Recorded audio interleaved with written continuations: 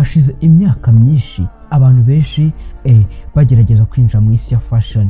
Hari n'abandi baba bafite amafaranga, abahanga bakabafasha, hariho n'abafite amastudio ahenze ndetse n'ibikoresho by'akataraboneka. Ariko hari umusore umwe waturutse muri Ethiopia maze afata ibintu abantu benshi babonaga nk'imyanda, ibyangwe. Ubwo nituvuga ibyo muhite mwumva nyine ibintu abantu bashobora kujugunya, cyangwa se wenda nk'umwenda runaka urashaje uhise ujugunya. Harimo nk'amapine ashaje, amashashi, imyenda yataye agaciro, n'insinga n'ibindi bikoresho tutarondora. Ayihinduramo imyambaro isa nk'iyajya kuri runway y'imideli ikomeye ku isi. Igitangaje kurushaho ni uko uwo musore atabikoreye muri studio nini, nta product team nini izwi ibyo bintu byakorerwagamo, nta fashion house ikomeye yari imuri inyuma, ahubwo video ze zikorwa mu buryo bworoshye cyane nizo zabashije kuba zamugirira icyo zimufasha. Maze abantu ku isi batangira kureba abandi bati ibi ni ukuri cyangwa ni AI. Nyine hariho n'abantu batangiye kwibeshya ko zaba ari AI zibikora, gusa ariko mu gihe gito cyane umuntu wari utazwi hanze ya Ethiopia yatangiye kugira abamukurikira muri za miliyoni z'abantu. Ubwo nituvuga za miliyoni, ubwo ni ku isi hose harimo abantu benshi bamukurikira. Kandi hari n'ikindi gitangaje, Karuptik ntabwo avuga byinshi mu mashusho ye, imyenda niyo ivuga ibyo akora. None se uyu musore ubundi ni muntu ki? Yatangiriye he? Ni gute ibintu abandi bajugunya byamuhinduriye ubuzima? Kandi se nyine ni byinshi mushobora kuba muri kwibaza. Karuptik yaba ari gutangira urugendo rwo kuba umwe mu bantu bakomeye muri fashion yo ku isi? Iyi ni inkuru ya Karuptik, mureke dutangire.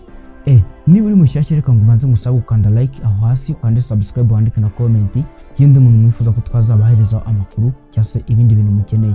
Amazina akunze kugaragaza kuri internet cyangwa se kuri social media ni Karuptik, ariko amazina ye bwite avugwa nka Caleb.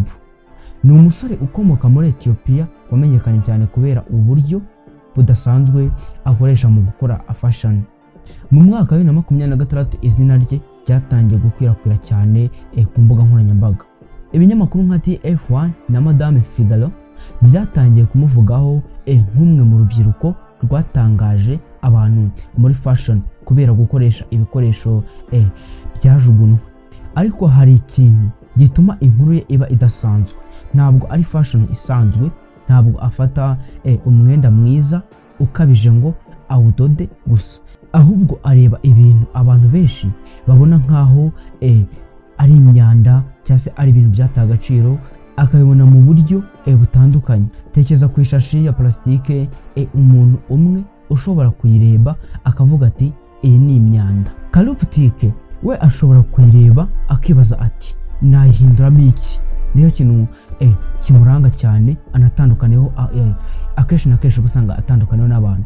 Icyo nicyo gitandukanya Karuptik n'abandi benshi. Mu myambaro hagiye kugaragaramo ibintu bitandukanye birimo plastike, amapine, imyenda ishaje, inkweto, insinga n'ibindi bikoresho byajugunwe, ariko nibigaragara nk'imyanda iyo abirangije abihinduramo amapantaro, amashati, amakoti, hats, ndetse n'ibikoresho bisa n'amasakoshi cyangwa se ibikapu. Kandi ikintu gitangaje ni uko buri outfit isa nkaho yateguwe kugira ngo umuntu ayirebe bwa mbere akibaza ati yabikoze ati. Ariko Karuptik ntiyamenyekanye kubera ko hari televiziyo yamushigikiye, yamenyekanye kubera video ngufi. Video ze akenshi zitangira mu buryo bworoshye. Karuptik agaragara yambaye imyenda isanzwe, rimwe na rimwe afite inkweto cyangwa ikintu cy'ibikoresho mu ntoki. Mu kanya gato wa musore uhagaze imbere y'urukuta ahinduka umuntu wambaye outfit idasanzwe. Ni nkaho ibintu bibiri bitandukanye bihuriye muri video imwe, imyanda n'imideli. Kandi ubwo buryo bworoshye nibwo bwatumye abantu batangira guhagarika scoring. Barareba bakongera kureba, bakabwira abandi bati reba uyu musore. Ubwo urumva baba batangariye ibintu cyangwa se batangariye inkuru. Karuptik yaragiye kwinjira mu kintu abantu benshi bifuza ariko bake bakageraho. icyo ni ikizwi nka viral fame. Raporo zitandukanye zigaragaza ko konti ye yazamutse ku muvuduko udasanzwe.